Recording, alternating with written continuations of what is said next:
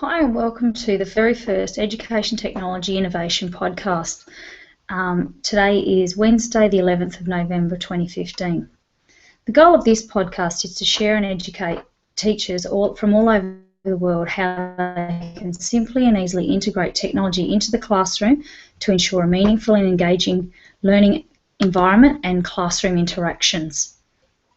About me. Hi. My name's Rachel Barth and I am a Google for Education Certified Innovator and Digital Technologies teacher. I currently teach in South Australia, until next month anyway. That's when I'll be moving back to Victoria in Australia to take up a new position of leading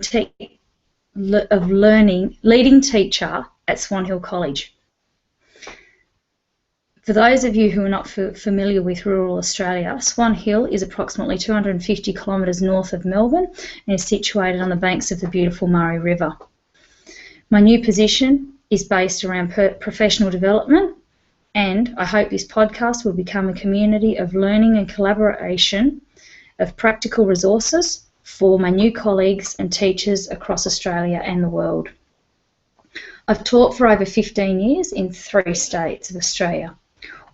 All of the levels from F to 12. I've taught in both metropolitan and rural schools throughout my career, and I've held numerous leadership and coordinator positions in the schools. If you have any suggestions of what skills or issues you would like me to share or discuss in this podcast, please connect with me via Google+, Rachel Barth, Twitter @RachBarth, or via my blog at www.rachelbarth.wordpress.com, where I'll also post these archived podcasts. I must clearly state at the outset that I am in no way paid, sponsored or coerced by any company to say positive or negative things about their products. All opinions are my own and may not be reflective of my employer.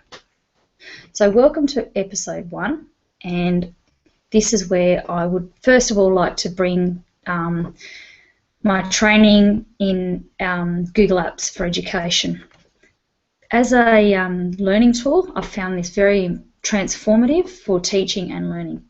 After completing my master's degree in Education Technology, I developed some basic foundation for transforming classroom practices and teaching and learning. The integration of digital technologies, and nothing has transformed my professional practices more than the Google Apps for Education. The seamless collaboration of the Google Apps platform is simply enough to use from the foundation of learning through to academic professionals and learning communities. I like the features in the app, such as the suite and the option where the more, and it's like an onion, where the more you peel back the layers, the more there is hidden underneath to further enhance the user's experience. I'll dedicate 10 to 15 minutes of this podcast to introducing and taking the next steps in getting geeky with these tools to enhance the experience of all the participants, hopefully, and in turn, students and the community.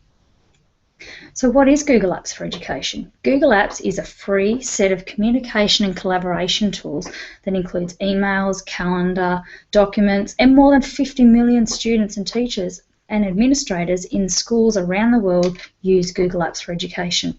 So that's more than the population of Australia, almost double. It's a device-agnostic platform that requires very little setup and management. So that means this can be used on any device, anywhere that has an internet connection. It's also available offline.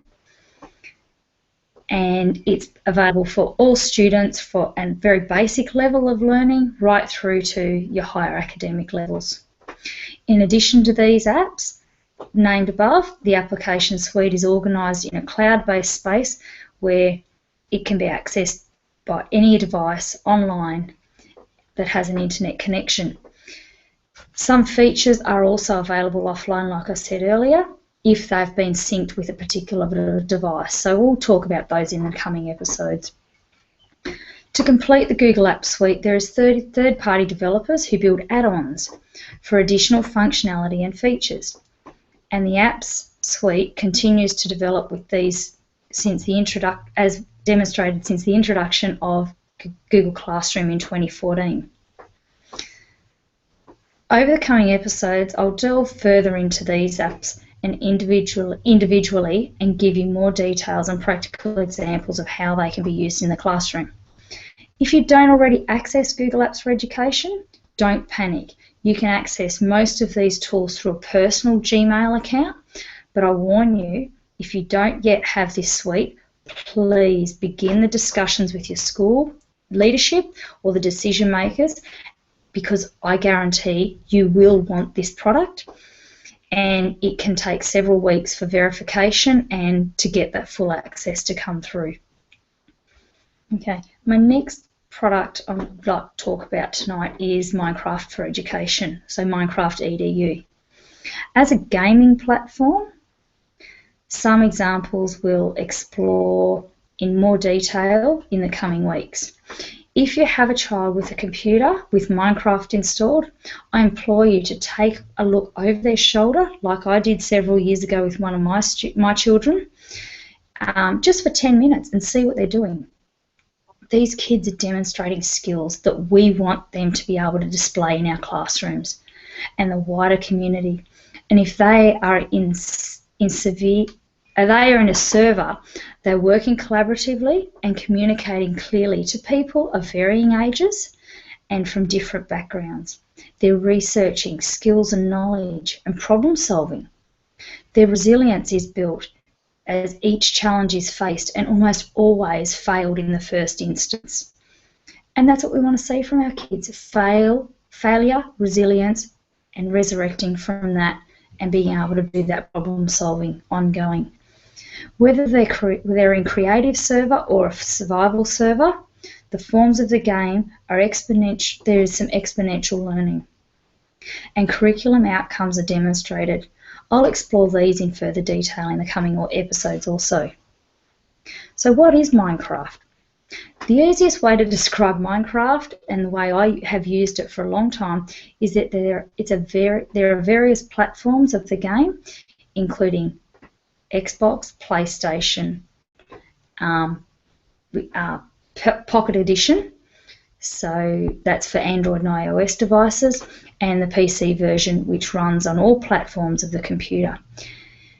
PC version also has an additional EDU platform, which schools can purchase and have access to private servers that schools can manage their own worlds.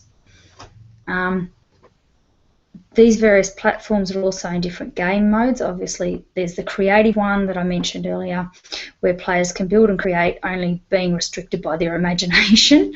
And there's the survival, where you can access your resources and the world around you and use those to survive and prosper. You must also keep safe and survive the nighttime monsters. The more resources in-game and skills you develop, the safer and stronger you become. A quick way to describe Minecraft is that it is a digital Lego. So if you've played Lego, if you've seen children playing Lego, you know that there's that creative mode and they can build whatever they like.